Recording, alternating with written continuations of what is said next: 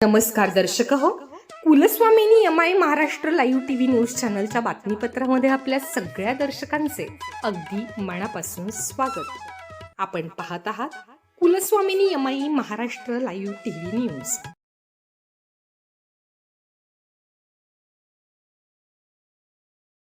जय महाराष्ट्र.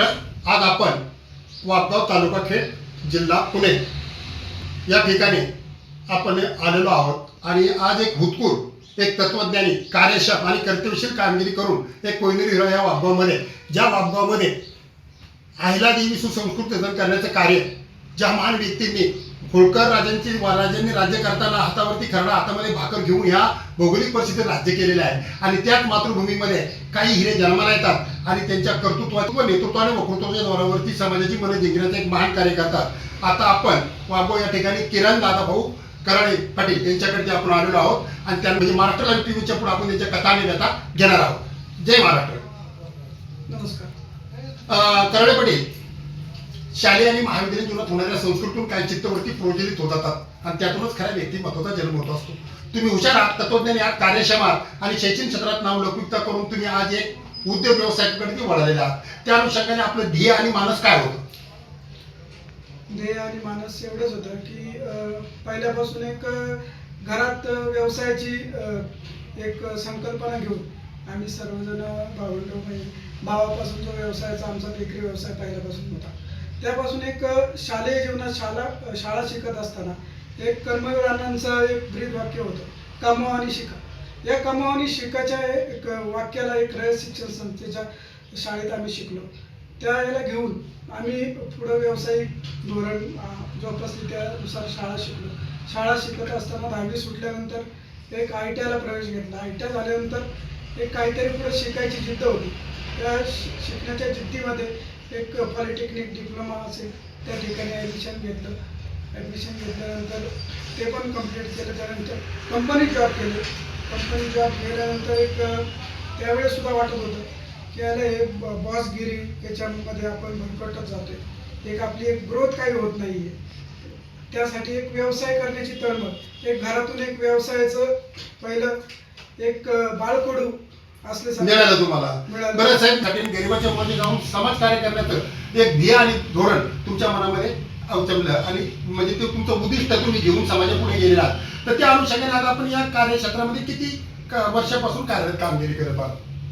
एक 6 वर्ष झाली मी या व्यवसायामध्ये आलेलो आहे. या व्यवसायामध्ये यायचं कारण म्हणजे मी म्हणजे कॉलेज करत असताना काही किरकोळ मला ऑनलाईन क्षेत्राची आवड होती, त्याची कम्प्युटरची आवड होती. कम्प्युटरची आवड असल्यामुळं मला आमचे वडील हे ग्रामपंचायतमध्ये शिपाई म्हणून काम करत होते. मग तिथे काही नवीन संग्राम कक्ष वगैरे नवीन कम्प्युटराईज तिथे सिस्टीम येत राहिली. त्या माझं शिक्षण असल्यामुळे मी त्या ठिकाणी काम करत राहिलो.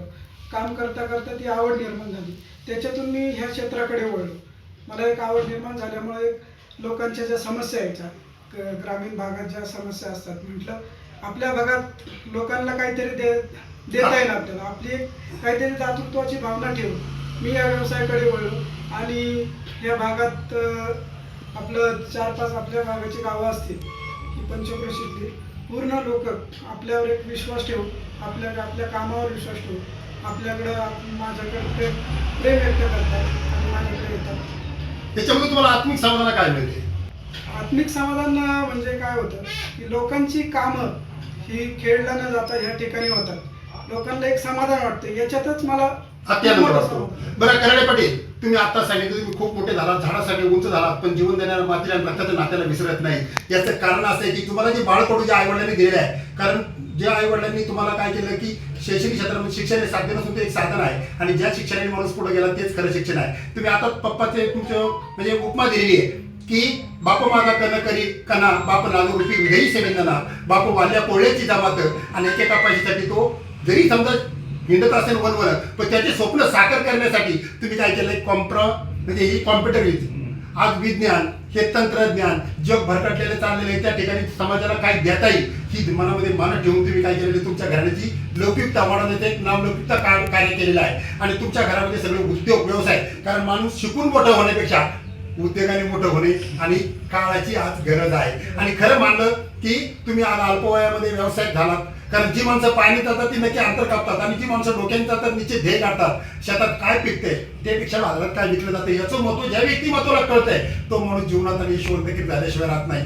आता साहेब हे आता इकडे कराळे साहेबांनी सांगितलेलं आहे आणि हे तुम्ही पण एक व्यवसाय का आणि हे पण एक व्यवसाय कारण तुमचा व्यवसाय असा आहे की 1 नूर आदमी 10 नूर कापड जर हे कापड जर असेल तर कपडे किती असू द्या परंतु टाईट आणि फिट शिवण्याचं काम तुम्ही करत असता. तर तुम्हाला ह्या उद्योग व्यवसायाकडनं आता म्हणजे किरण शेट असेल किंवा तुम्ही असेल ह्या क्षेत्राबद्दल तुम्हाला काय वाटतं उद्योग व्यवसायाच्या माध्यमातून?